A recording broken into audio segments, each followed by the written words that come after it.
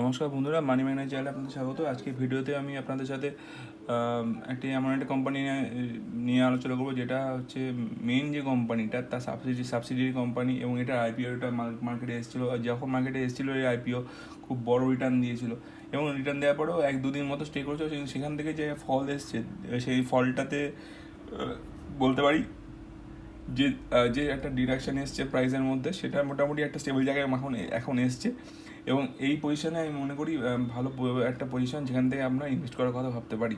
তো এখন আপনারা জিজ্ঞেস করুন কোন শেয়ারের কথা বলছি। তাই বাজাজ হাউজিং ফাইন্যান্স লিমিটেড শেয়ারের কথা বলছি। এর মার্কেট ক্যাপ এখন মোটামুটি 74,000 কোটি টাকার মার্কেট ক্যাপ।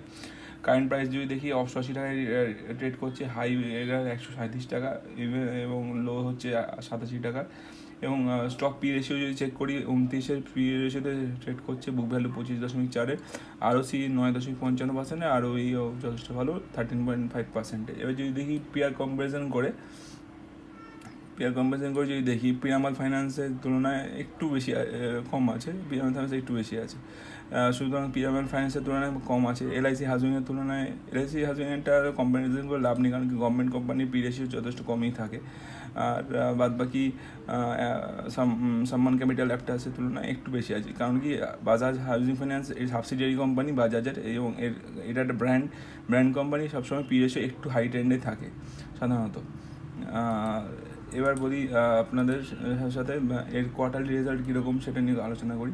কোয়ার্টারলি রেজাল্ট যদি দেখি আমি বাজাজ ফাইন্যান্সের, revenue highest most result puts করে বসে 2,886 কোটি টাকার। ফিনান্স প্রফিটও যদি দেখি 890 কোটি টাকার ফিনান্স প্রফিট, দুর্ধর্ষ। এবং প্রফিট বিফোর ট্যাক্স যদি দেখি হাইয়েস্ট মোস্ট রেজাল্ট 865 কোটি টাকা। এবং নেট প্রফিটের পার্সেন্টেজ যদি দেখি 665 কোটি নেট প্রফিট, দুর্ধর্ষ রেজাল্ট। এবং যদি কম্পাউন্ড স্টক সিএজিআর দেখি, 1 বছরে প্রায় নেগেটিভ রিটার্নই দিয়েছে, কারণ কি গত 1.5 বছরে কোনো রিটার্ন আসেনি, কিন্তু রিটার্ন আসার চান্স রয়েছে। কম্পাউন্ড প্রফিট গ্রোথও ভালো, 5 বছরে 39%, 3 বছরে 35%, এবং টিটিএম হিসাবে 27%, খুবই ভালো। রিটার্ন অন ইকুইটিও 3 বছরে 14%, 5 বছর 13%, লাস্ট ইয়ারে 13% মতো দিয়েছে, তারপরে একদম ডাউনফল আসে। তাই মনে করি যে এখন যে প্রাইসিংয়ে আছে 88 টাকাতে, এটাতে আপনারা দেখতে পারেন খুবই ভালো শেয়ার, এবং ইনভেস্ট করে 1.5-2 বছর মতো যদি ছাড়তে পারেন, এখান থেকে একটা বড় সড়ো রিটার্ন আসার চান্স আছে।